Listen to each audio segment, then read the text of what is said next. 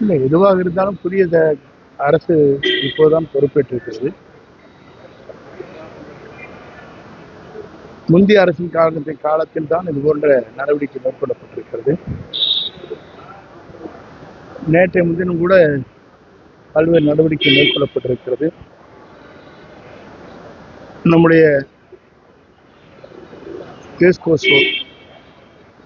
விடப்பட்ட டெண்டர்கள் இது கூடுதலாக இருக்கிறது என்பதாக விடுக்கப்பட்டிருக்கிறது. முடிவுகள் மேற்கொள்ளப்பட்டிருக்கிறது. இது மாதிரி வேகமான நடவடிக்கை தான் மேற்கொள்ளப்பட்டு வருகிறதே தவிர வேறு ஒன்றும் இல்லை. இதுதான் இப்போது நடைபெற்றுக் கொண்டிருக்கிற நிகழ்வு. ஆகவே எதுவாக இருந்தாலும் நம்முடைய மாண்புமிகு தமிழக வெற்றிக்கழகத்துடைய தலைவர் தளபதி அவர்கள் முதலமைச்சராக இருக்கும் வரை எந்த தவறும் நடந்துவிடக்கூடாது என்பதை கண்ணும் கருத்துமாக இருக்கிறார். இல்லை, இப்போ நகராட்சி, மாநகராட்சி, பேரூராட்சியுடைய காலக்கெடுக்கள் அடுத்த ஆண்டு வரையிலும் இருக்கிறது. ஏப்ரல் மாதம் வரையிலும் அதுவரை நம்ம பொறுத்திருந்தான் நாங்கள். நகராட்சி நிர்வாகத்துறையின் கீழே பாத்தீங்கன்னா கோரப்பட்ட 50 குறுகிய கால டெண்டர்கள் தமிழக அரசு ரத்து செஞ்சிருக்கு. 35 டெண்டர்கள் ரத்து செய்யப்பட்டிருக்கிறாங்க. அதை எப்படி பாக்குறீங்க? அது நீங்களே சொல்லணும் பதில். டெண்டர்கள் ரத்து செய்யப்படுகின்ற காரணங்கள் இல்லாமல் செய்துவிட முடியாது. அதற்கு காரணங்கள் இருக்க வேண்டும், கூடுதல் மதிப்பீடுகள் தயாரித்திருக்க வேண்டும். அப்படிப்பட்ட நிலை இருக்குமே ஆனால் அதுவும் அவரே நேரடியாக பார்க்கக்கூடிய துறை. ஆகவே தெளிவாக ஒரு முடிவுகளை மேற்கொள்வார்.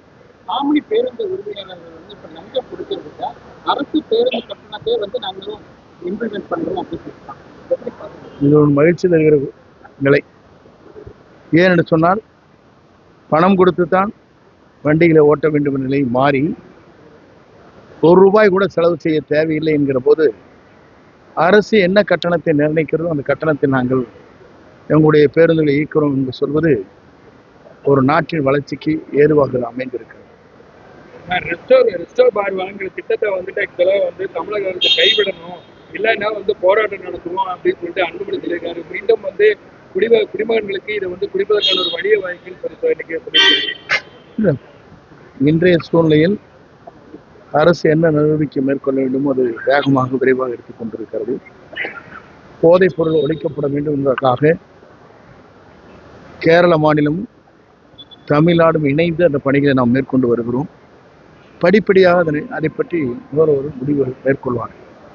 பழனிக்கே மொட்டை போட்ட ஆட்சி விஜய் முதலாக இல்ல, பழனிக்கு மொட்டை போட்டவர் யார் என்பது காலப்போக்கில் தெரியும்.